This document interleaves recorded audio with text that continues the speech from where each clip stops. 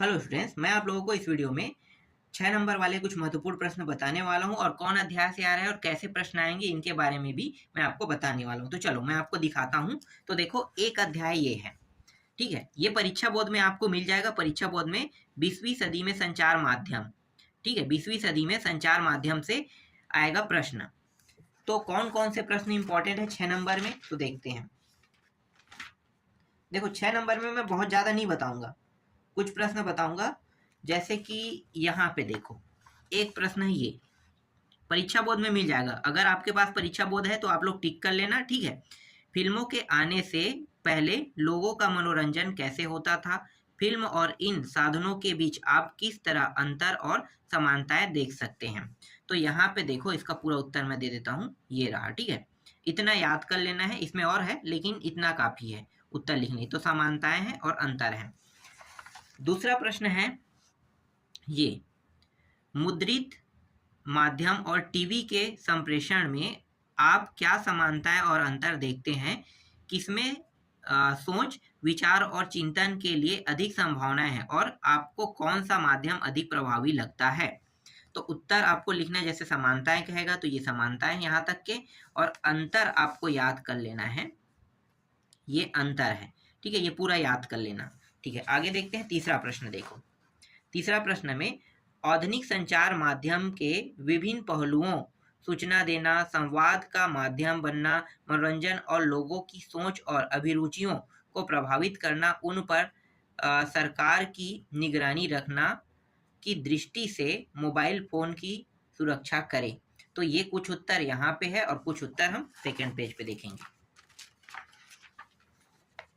ये रहा second page पर कुछ उत्तर दिया हुआ है, ठीक है। आगे देखते हैं। यहाँ पे चौथा प्रश्न देखो, ये भी इंपॉर्टेंट है।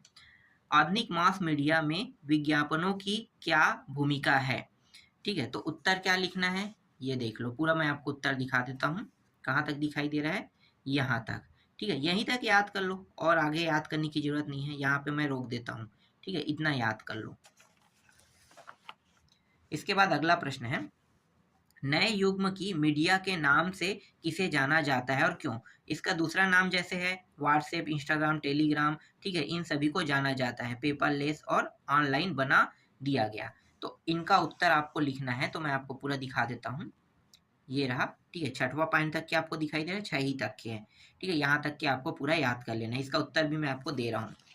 इसके बाद सरल सरल प्रश्न है। अगर ये प्रश्न आता है तो बहुत अच्छी बात है, क्योंकि आप लोग इंटरनेट के बारे में जानते हो, संचार के बारे में जानते हो ना। तो संचार के प्रमुख साधनों को स्पष्ट कर, टेलीग्राफ, टेलीफोन, रेडियो, इनको जानते हो तो इसके बारे में आप लिख सकते हो। टेलीग्राफ क्या होता है, ठीक है, टेलीग्राफ। और ये जो टेलीफोन है वो क्या होता है, इसके बारे में लिखना है, ये भी आप लिख सकते हो।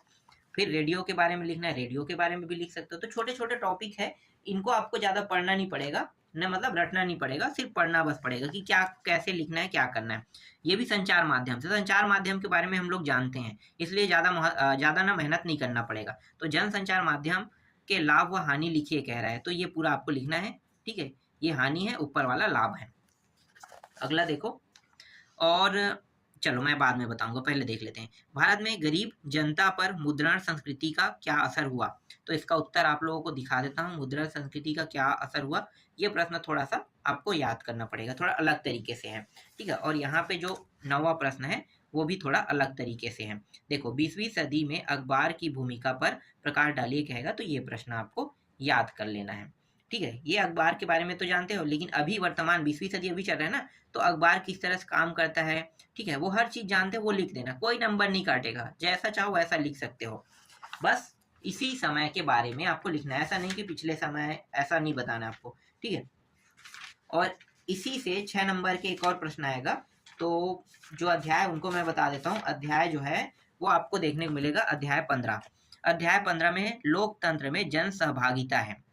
जन सहभागिता वाले जो ये अध्याय है, लोकतंत्र जन सहभागिता, इस अध्याय से अब तक के रिकॉर्ड में सबसे ज्यादा प्रश्न यहीं से आए हैं। जो मैंने अभी आपको 9 प्रश्न दिखाया ना, वहां से प्रश्न नहीं आए थे, बहुत कम आए हैं। वो संभावना है, अगर आपको कुछ अध्याय छोड़ना है तो आपको मैं ये कह सकता हूँ कि आप अध्याय कौन सा छोड़ सकते हो, 11 को छोड़ सकते हो, क्योंकि 11 अध्याय से कम प्रश्न आ रहे हैं। ज्यादातर प्रश्न जो आ रहे हैं वो अध्याय 15 से आ रहे हैं।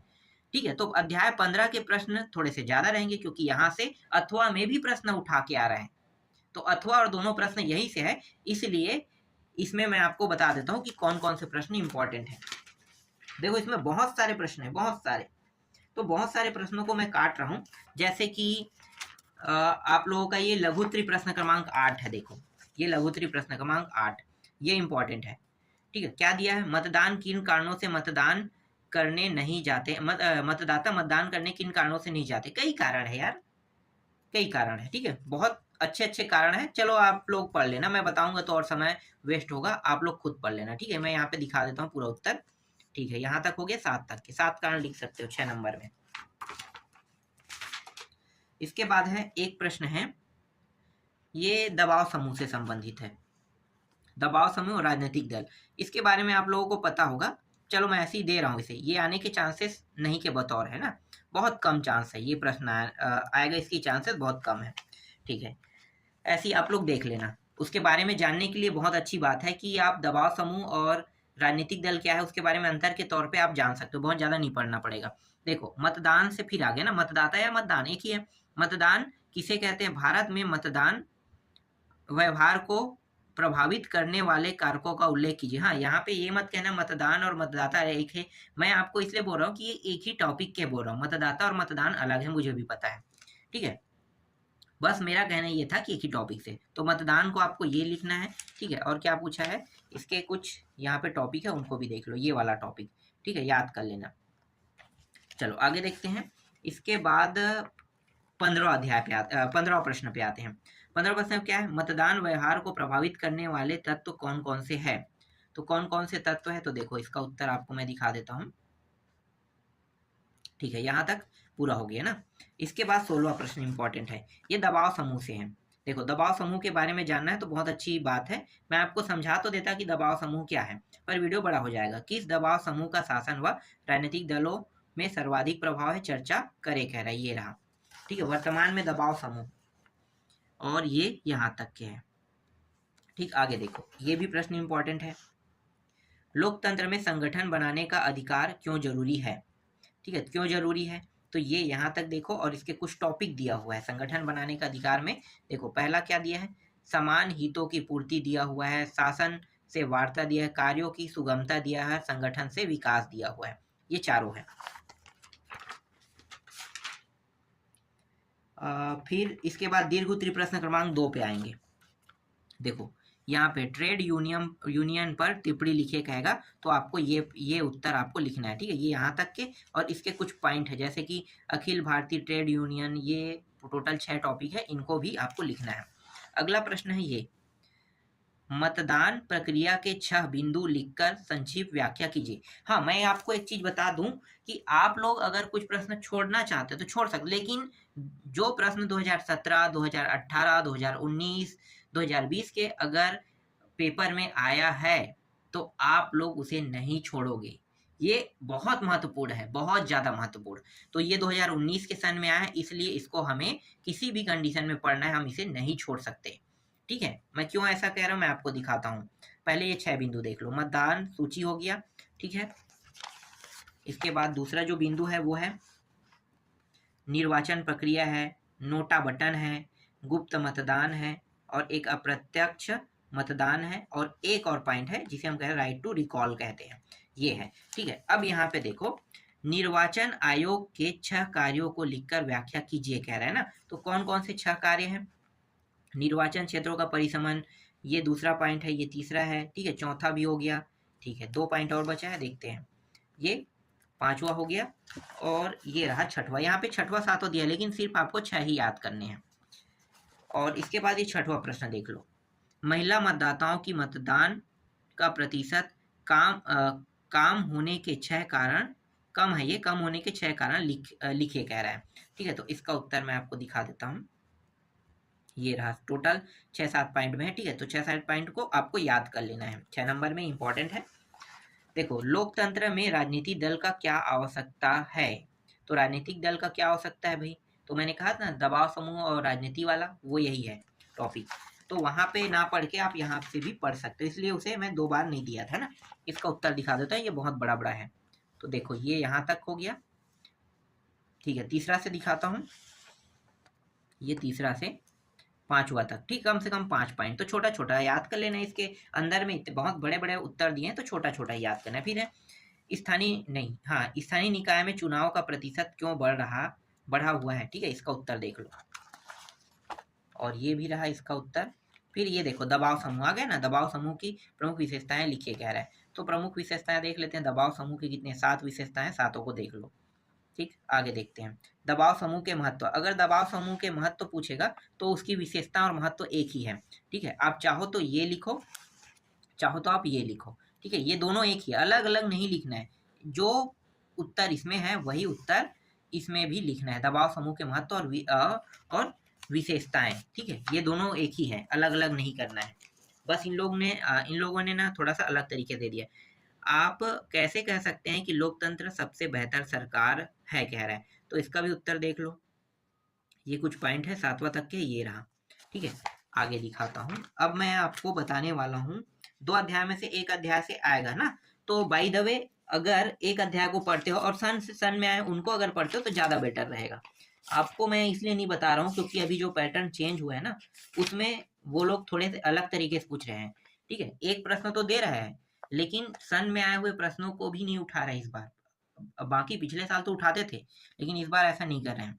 देखो अब आएगा अध्याय 12 से भी 6 नंबर के प्रश्न आएगा, भारत के संविधान का निर्माण। इसमें कौन कौन से प्रश्न पढ़ना है, इसमें भी ज्यादा प्रश्न नहीं पढ़ना है अध्याय 12 में। अध्याय 12 से ज्यादा प्रश्न नहीं आते हैं, अध्याय 12 से बहुत कम प्रश्न ना एग्जाम में आए हैं। देखो मैं दिखा देता हूँ, जैसे कि इंपॉर्टेंट में ये दूसरा प्रश्न इंपॉर्टेंट है, अध्याय 12 से आया नहीं है, लेकिन देखो अध्याय 12 से आया क्या, नहीं आया ना, बहुत कम कम आए हैं। किस देश का कानून कौन बनाएगा और कैसे इससे संविधान में दर्ज करना क्यों जरूरी है। ठीक है, तो ये रहा, इसको देख लेना। ठीक है, ये रहा इसका उत्तर। अब यहाँ पे देखो एक प्रश्न है, संविधान सभा का गठन किस सीमा तक लोकतांत्रिक था, तो इसका उत्तर ये रहा और आधा उत्तर यहाँ पे है। ठीक है, अब यहाँ पे देखो ये जो प्रश्न है 2018 के सन में आया है। मैं आपको बोल रहा हूँ 2017, 18, 19 और 20 कि जो सन में जो भी प्रश्न आया है ना उनको पहले रटना। मैं भले यहाँ पे आपको आईएमपी दे रहा हूँ, ठीक है, बहुत सारे प्रश्न दे रहा हूँ, लेकिन पहली जो प्रायोरिटी है वो मैं दूंगा 2017, 18, 19, 20 के प्रश्नों को, क्योंकि इसके आने के चांसेस बहुत ज्यादा होते हैं। ये बड़े प्रश्न हैं और गारंटी है कि वो ऐसी प्रश्न पूछते हैं। और उसके बाद इनको भी पढ़ना है, छोड़ना तो नहीं है। ठीक है, इनको भी पढ़ना है। देखो संविधान सभा ने संविधान निर्माण में लोगों की भागीदारी को बढ़ाने के लिए क्या कदम उठाए। ठीक है, तो इसका उत्तर देख लो। ये अभी जस्ट तीसरा जैसा है ना, मिला के आएगा तो दोनों एक साथ मिल जाएगा। फिर आगे देखो दीर्घ उत्तरी में छोटे छोटे प्रश्न हैं। यहाँ पे क्या दिया हुआ है, इस प्रश्न में दिया हुआ है स्वतंत्र भारत के संविधान और 1935 के अधिनियम में किस तरह के अंतर थे, ये अंतर क्यों थे। ठीक है, तो इसका उत्तर आपको लिखना है, तो ये पूरा लिखना है। आरक्षित मताधिकार का अंतर और एक है स्वतंत्र अंतर, दे देता हूं मैं, ये रहा स्वतंत्र अंतर। फिर भारत और नेपाल के संविधान निर्माण के संदर्भ में क्या अंतर और समानता है। ठीक है, इसका उत्तर क्या लिखना है, ये पूरा इसका उत्तर में लिखना है। आगे देखो ये है संविधान की उद्देशिका का हमारे जीवन में महत्व कह रहा है। ठीक है, ये प्रश्न यहाँ से सिर्फ एक ही प्रश्न बन रहा है 2018 के सन में आए वो प्रश्न, उसको आपको नहीं छोड़ना है, बाकी प्रश्न छोड़ सकते हो। ठीक है, आगे देखो संविधान निर्माण की प्रक्रिया कैसे आगे बढ़ी। ठीक है, ये फिर संविधान निर्माण की बात कर रहा है, तो इससे रिलेटेड प्रश्न मैंने आपको बताया ना, जो 2018 के सन में है वही तो है। ये पूरा बार बार रिपीट कर रहा है, ये अलग अलग नामों से अलग अलग तरीके से लिखने के लिए, ये इसका उत्तर है।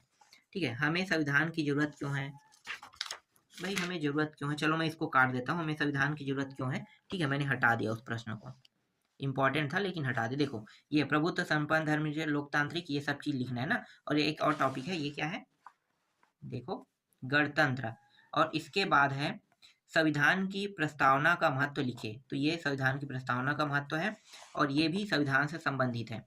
तो भारतीय संविधान की प्रमुख विशेषताएं लिखे कह रहे, तो ये पूरा विशेषताएं आपको लिखना है। कितने टॉपिक में दिया है, 9 से 10 टॉपिक में दिया, 11 टॉपिक में, तो 11 टॉपिक में कंप्लीट हो गया। ठीक है, यहाँ से सिर्फ एक ही बार प्रश्न आए हैं 2018 में, और उसके बाद कोई भी सन में प्रश्न नहीं आया। इसका मतलब है कि आप अध्याय 12 को छोड़ सकते हो, लेकिन ऐसा नहीं है कि छोड़ना है, ठीक है, पढ़ना भी है, पर 2018 के प्रश्नों को नहीं छोड़ना है। फिर अगला जो है हमारा है संविधान, शासन व्यवस्था और सामाजिक सरोकार। यहाँ से आए हैं सभी प्रश्न।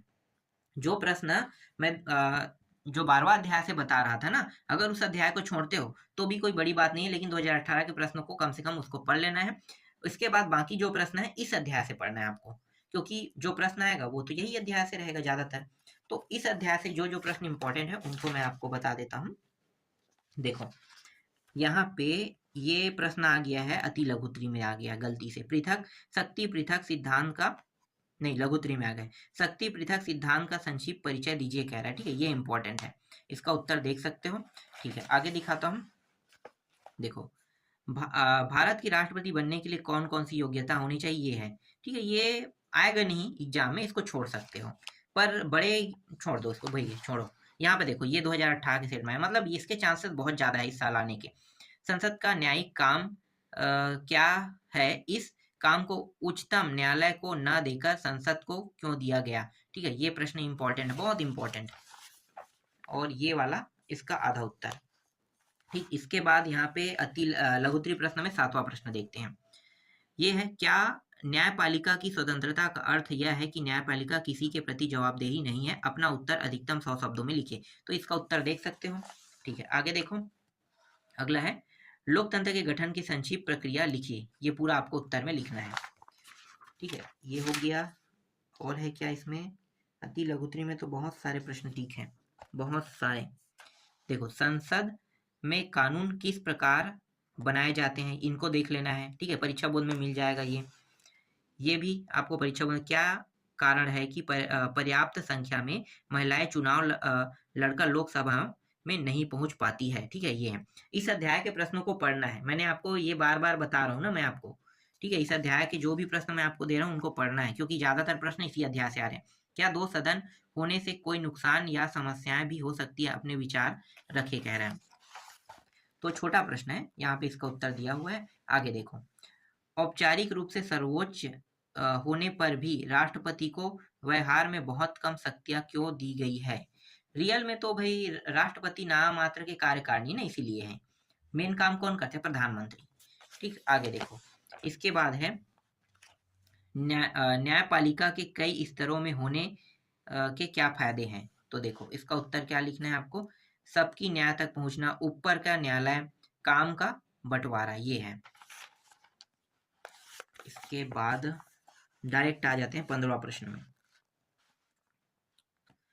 पिछले 60 वर्षों में हमारे देश में सामाजिक असमानताएं किस हद तक घटी है या बढ़ी है, इसका हमारे लोकतंत्र पर क्या असर पड़ेगा, इसका उत्तर देख लो। ठीक है, ये रहा। इसके ये प्रश्न आने के चांसेस नहीं के बतौर है। इसी तरह से ये 16वां प्रश्न भी बहुत कम चांस आने के। शिक्षा के अधिकार को नीति निर्देशक तत्व या मौलिक अधिकारों के सम्मिलित करने से क्या अंतर पड़ता, यह सामाजिक परिवर्तन को किस तरह मदद करता है। ठीक है, ये छोटे छोटे प्रश्न हैं, तो ये इसके आने के चांसेस कम है। अब यहाँ पे देखो, ये थोड़ा बड़ा प्रश्न है, दीर्घोत्तरी प्रश्न में आते हैं। तो ये है, लोकतंत्र में शक्ति का विकेंद्रीकरण और शक्ति विभाजन के क्या महत्व है, भारत में शक्ति का विकेंद्रीकरण कितने स्तरों पर किया गया है, ये बड़े प्रश्न है। इसको 2 पैराग्राफ में मैं दिखा देता हूँ। दूसरा प्रश्न आपको पढ़ना नहीं है, दीर्घोत्तरी का दूसरा प्रश्न इंपॉर्टेंट नहीं है। इसके बाद ये तीसरा प्रश्न इंपॉर्टेंट है, टिक करते जाना। चलो मैं आपको फटाफट दिखाता हूँ, प्रश्न बस दिखाऊं, टिक कर लेना। ठीक है, भारतीय लोकतंत्र में प्रधानमंत्री एक धुरी रूप में काम करता है, वह मनमानी नहीं कर रहे, तानाशाह न बने, इसको किन किन तरीकों से सुनिश्चित किया गया। ठीक है, तो यहाँ पे आप देख सकते हो, ये पूरा टॉपिक है अविश्वास प्रस्ताव तक के। और आगे है यहाँ पे, न्यायपालिका की स्वतंत्रता बनाए रखने के लिए संविधान के विभिन्न प्रावधान कौन कौन से है, तो ये नियुक्ति वाला है। ठीक है, और इसके कुछ टॉपिक यहाँ पे दिया हुआ है यहाँ तक। फिर ये प्रश्न है, क्या कह रहे हैं, सामाजिक बदलाव लाने संविधान में, चलो देख लेते हैं। ये रहा ये प्रश्न और इसका उत्तर यहाँ तक के। ठीक है, ये जो प्रश्न बता रहा हूँ अभी मैं, तीसरा चौथा पांचवा, इसके आने के चांसेस नहीं के बतौर, आप चाहो तो इसे छोड़ सकते हो, ये भी बता रहा हूं मैं। ठीक है, ये प्रश्न कानून बनाने की प्रक्रिया में संसद कार्यपालिका पर किस प्रकार निर्भर है, इस बात का प्रभाव कानून पर सकारात्मक होगा या नकारात्मक। ठीक है, इसको देख लेते हैं, ये इंपॉर्टेंट है। तो ये प्रश्न आया भी है, ये रहा। ठीक है, आगे देखो, ये 2020 के सन में आया है। कितना महत्वपूर्ण प्रश्न है, मतलब 2020 में आया तो समझ जाओ कि इसके आने के चांसेस बहुत बढ़ गया है। भारत के राष्ट्रपति का अब नामात्र का शासन नहीं है, स्पष्ट कीजिए कह रहा है। ठीक है, इसको कुछ शक्तियां मिला है, इसलिए अब नामात्रक नहीं कह रहा है, ऐसा कुछ नहीं है, नामात्रक ही हम बोलते हैं इसे। तो ये कार्यपालिका की शक्ति है, वैधानिक शक्ति है, ये वित्तीय शक्ति है। ठीक है, एक न्यायिक शक्ति है। छोटा छोटा इसमें याद करना है, ज्यादा नहीं करना है, छोटा छोटा इससे याद कर लेना और इतना काफी है। यहाँ पे मैं तालिका वाला हटा देता हूँ, तालिका वाला कोई काम का नहीं है। और ये प्रश्न 2017 और 19 में आया, तो सोचो कितना महत्वपूर्ण होगा। भारतीय संसद के कार्यों का वर्णन कीजिए कह रहा है, तो ये है विधायकी कार्य। ठीक है, दूसरा है कार्यपालिका, ये और कुछ नहीं है। ठीक है, ये क्या है पता है, जो राष्ट्रपति को जो शक्ति मिला है ना, वही शक्ति सब है। तो आप राष्ट्रपति वाले पूरे टॉपिक में ना यही चीज आप लिख सकते हो। तो मतलब समझ गए कि ये दोनों प्रश्न सेम टू सेम है। राष्ट्रपति की शक्ति कहेगा तो भी आपको यही लिखना है, और संसद के कार्यों का वर्णन कहेगा तो भी आपको यही सारी शक्तियां लिखना है। बहस का मंच ये नया है, ये बहस का मंच राष्ट्रपति के पास नहीं होता है। 2-3 टॉपिक जो है वो होता है, और ये संविधान संशोधन संबंधी ये राष्ट्रपति के पास नहीं होता है। निर्वाचन संबंधी कार्य ये भी नहीं रहता है। ठीक है, तो 2-3 टॉपिक उससे, 2-3 टॉपिक इससे मिला के बना लेना, बन जाएगा। प्रधानमंत्री और मंत्रिपरिषद के संबंधों को बतलाते हुए प्रधानमंत्री के कार्यों का विवरण दीजिए कह रहा है। तो देखो ये हो गया, और कुछ टॉपिक यहाँ पे है, इसका विवरण मिल गया। ठीक है, अब तो हो गया क्या, 9-10 प्रश्न ही थे। सबसे ज्यादा आने वाले अध्याय यही है, इसलिए इसमें ज्यादा प्रश्न है। सर्वोच्च न्यायालय की शक्ति एवं कर्तव्यों का वर्णन कीजिए कह रहा है। प्रारंभिक क्षेत्र राज्यों में संबंधित विवाद, ठीक है, ये अगला है। मौलिक अधिकारों से संबंधित विवाद है। ठीक है, ये पूरा सर्वोच्च न्यायालय की शक्ति है। और ये अपील, क्षेत्राधिकार, संवैधानिक अपील, दीवानी अपीलें, ये सब अपीलें हैं। और एक है फौजदारी होता है, ये फौजदारी। ठीक है, अंतिम प्रश्न ये हमारा है। लोकतंत्र क्या कह रहा है, भारतीय लोकतंत्र प्रधानमंत्री एक धुरी, ये तो हमने अभी बताया ना, धुरी वाला रूप से क्या तो वह मनमानी नहीं कर सकते, तानाशाह न बने, इसके लिए किन तरीकों को सुनिश्चित किया। ये प्रश्न रिपीट हो रहा है ना, ये प्रश्न मैंने पहले ही बता दिया है, तो इसको यहीं पे स्टॉप कर दें।